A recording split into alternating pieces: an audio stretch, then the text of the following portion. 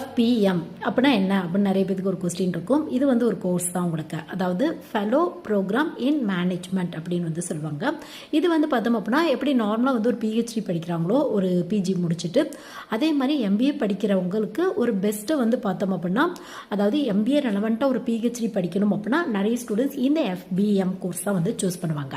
So இதோட இன்னொரு பேர் வந்து பார்த்தோம் அப்படின்னா ரெசிடென்சியல் PhD கோர்ஸ் அப்படி கூட வந்து சொல்லுவாங்க, அதாவது ரெசிடென்சியல் டாக்டரேட் கோர்ஸ் அப்படி கூட வந்து சொல்லுவாங்க.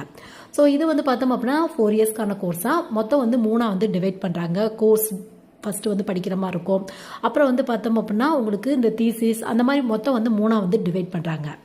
காலேஜ் வந்து தமிழ்நாட்டிலே அவைலபிளாக இருக்குது. இதை பற்றி அதாவது இன் டெப்த்தாக வந்து நம்ம சேனலில் வந்து வீடியோ இருக்குது, ரிலேட்டட் வீடியோவில் லிங்க் இருக்குது, வேணும் அப்படின்னா வந்து செக் பண்ணி பாருங்கள்.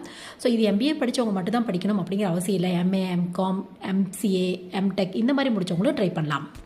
இன்ட்ரெஸ்ட் இருக்குது அப்படின்னா ட்ரை பண்ணுங்கள்.